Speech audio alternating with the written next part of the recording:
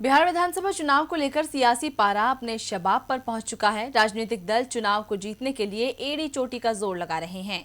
वहीं सीएम नीतीश कुमार भी अपनी सत्ता बचाने की जुगत में हैं, इसीलिए उन्होंने अब आरक्षण का कार्ड खेल दिया है। जी हां, नीतीश कुमार अब विकास का वादा नहीं, आरक्षण देने का दावा कर रहे हैं। तो क्या है जातिवाद से जीत के रास्ते तक पहुंचने की जेडीयू की रणनीति? देखिए इस रिपोर्ट में। बिहार की सियासत अक्सर जातिवाद के इर्द गिर्द घूमती रही है। यही वजह है कि सियासी दल जातिवाद को हथियार बनाकर सत्ता तक पहुंचने की कोशिश करते हैं। अब सीएम नीतीश कुमार भी दूसरे चरण की वोटिंग से पहले आरक्षण कार्ड खेलकर जनता को जातिवाद में उलझाने की जद्दोजहद में हैं। सीएम नीतीश कुमार ने आबादी के हिसाब से आरक्षण की वकालत की है।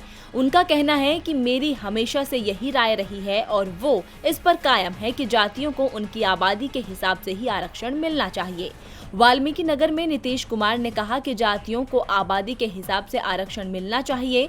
असल में वाल्मीकि नगर में थारू जाति के काफी वोट हैं और ये जनजाति में शुमार करने की मांग उठा रहे हैं।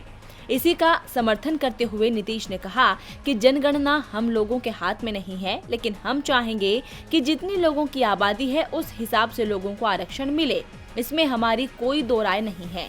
जीत की लालसा से सीएम नीतीश ये तक कह गए कि थारू को आरक्षण का फायदा दिलाने के लिए वो सालों से कोशिश कर रहे हैं, तब से जब से वो अटल सरकार में रेल मंत्री थे। उन्होंने लोगों को साधने के साथ साथ विपक्ष को भी आड़े हाथों लिया। सीएम नीतीश ने कहा कि आरजेडी 15 सालों से सत्ता में थी। 10 साल तक बिहार और झारखंड एक था। 1990 से 2005 के बीच केवल 95,000 लोगों को नौकरी दी गई थी। हमारे कार्यकाल में 6 लाख से ज्यादा नौकरियां दी गई। इसके अलावा कई अन्य लोगों को अन्य सेवाओं में नामांकित किया गया। अब नीतीश ने तो आरक्षण कार्ड खेल दिया, लेकिन देखना होगा कि क्या जातिवाद का ये दांव उन्हें सत्ता तक पहुंचा पाता है या नहीं।